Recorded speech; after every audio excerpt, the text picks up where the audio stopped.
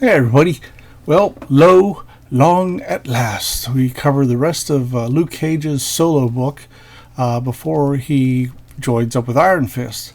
And that's a book I'll be covering in future too, because that has a lot of different creators just kind of hopscotching.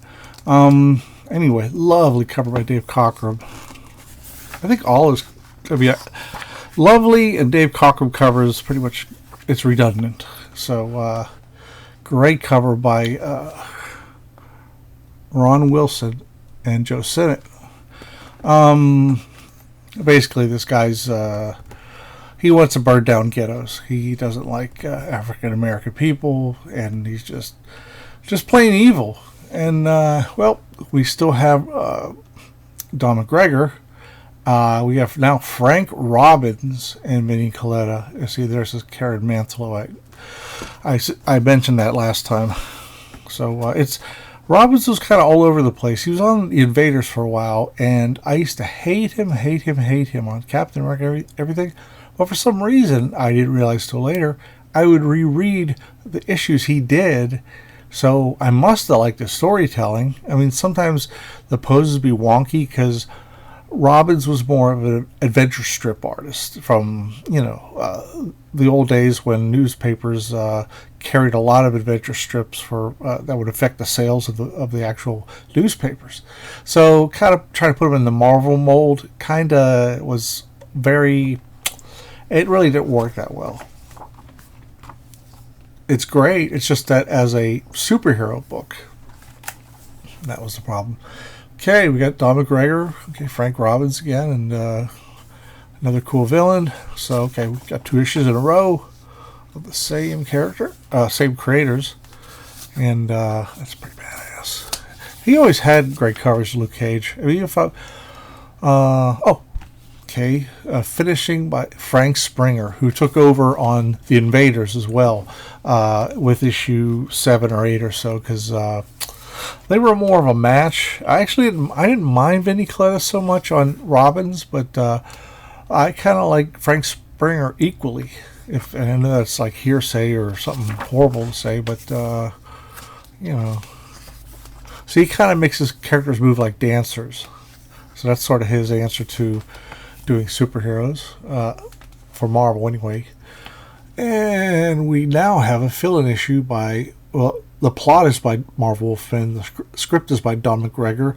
The layouts are by Maurice Severin, and Joe Gila / Frank Giacoia finished art. So this is a really interesting mixed bag. And the image of Power Man in the center here is undeniably Frank Giacoia. Joe Gila was mostly a DC inker, but once in a while you'd see him on a Marvel book, but we usually kept him busy. So it's an interesting combination.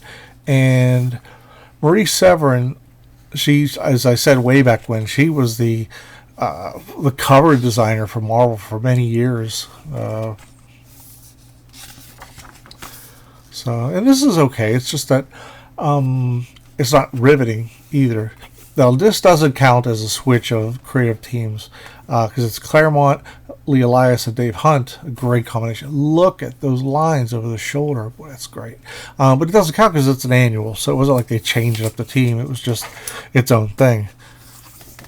Okay, now, here we go. How Bronze Age is it when you got a reprint from just a few years ago? It reprints Hero for Hire 12. And that happened so much at this time. It was nuts.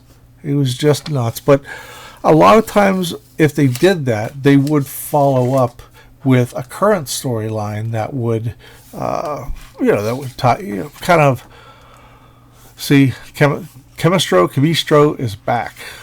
So that part's pretty smart. If you got to stick at a reprint, you got to have something modern to correspond with it. And I mentioned that Roy Thomas did that all the time. We've got Marv Wolfman is the writer and editor. I guess Don McGregor's gone for whatever reason. Ron Wilson and A. Bradford. I've never looked up who A. Bradford is. I don't know a lot of his work. I like that splash right there. He did a cover to like Iron Man number 91, which was oh, I can't think of who did the artwork on the cover, but I saw A. Bradford, or just Bradford, and very few things I've seen his stuff in, and it seems pretty solid. Love that. Love the shadows. Sort of has a Dave Simons feel to it. Canestro, another great character. That's a beautiful angle there, and that is by. Oh, it doesn't say. I thought there was a signature, but it was just detail. Here we go. Now we got Marv Wolfman, Bill Mantlo, and Bob Brown in Jim Mooney. Now there's a whole different change there. I'm going to tell you something. A lot of people bag on Bob Brown. When he was on Avengers, it really wasn't a good fit at all. But in a future episode, I'm going to show his work on Daredevil, which was exceptional. Him and the Black Widow, they fought in like almost a ballet type style. And even though that sounds boring, it's anything but boring. So I'll be covering that in the future. Here we go. More of this time, Klaus Janson is on the inks. And anything Klaus Janson is usually pretty damn good.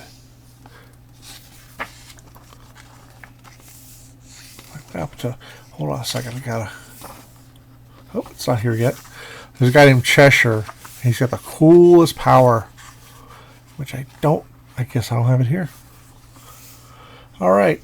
This is introducing Lee Elias, artist. He was a newspaper strip artist, Adventure Ones, and Frank Giacoia, who Lee Elias' stuff is just like Frank Robbins. It's not suited for the superhero style, but Frank Giacoia, somebody who definitely is, does that. This is the guy I like, Cheshire. Great visuals. He vanishes, and then he shows up, and then he vanishes. How awesome is that? That is really great visual. I'd love to see that character again.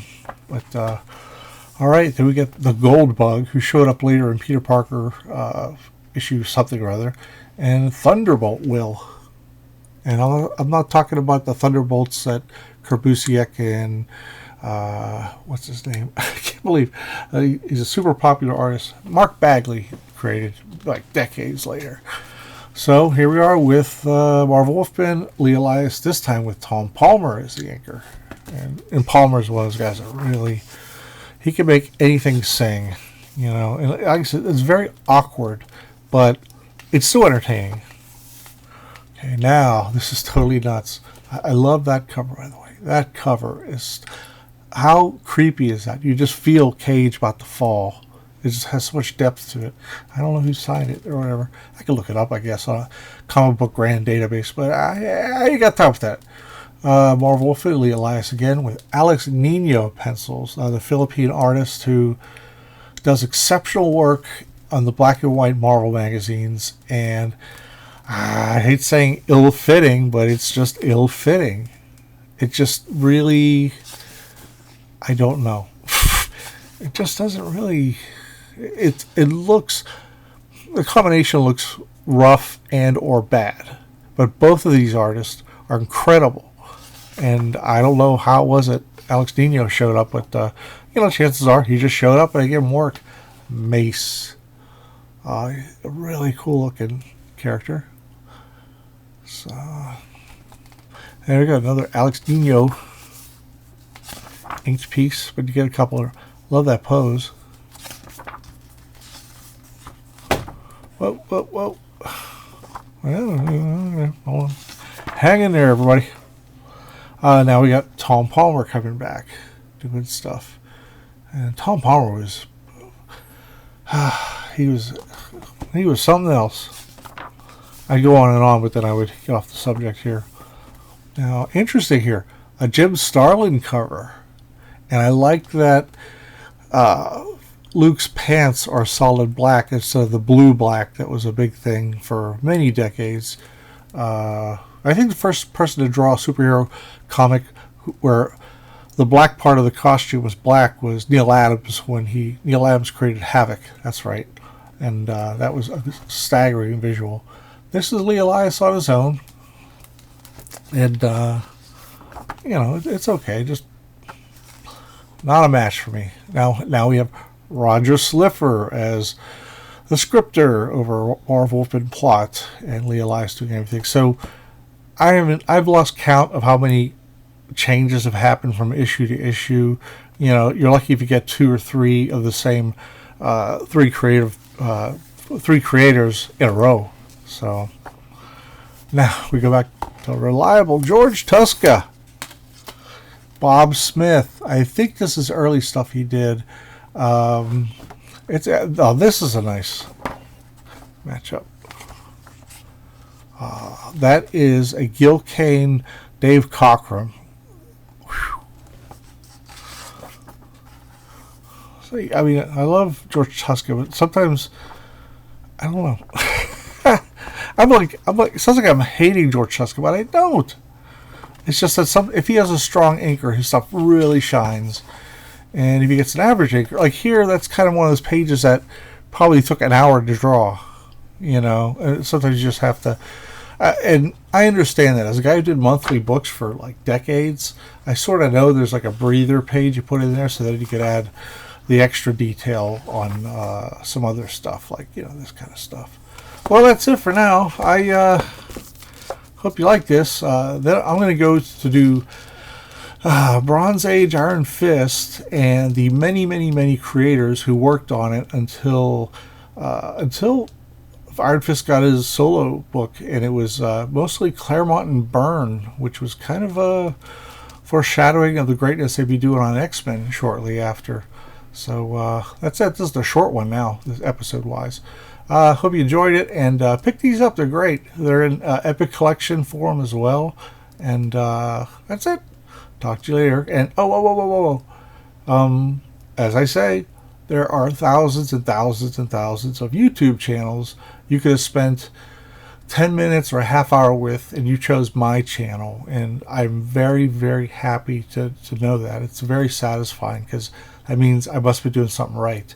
If you have any suggestions for future episodes, or if you want to correct me on some things, I welcome all comments below.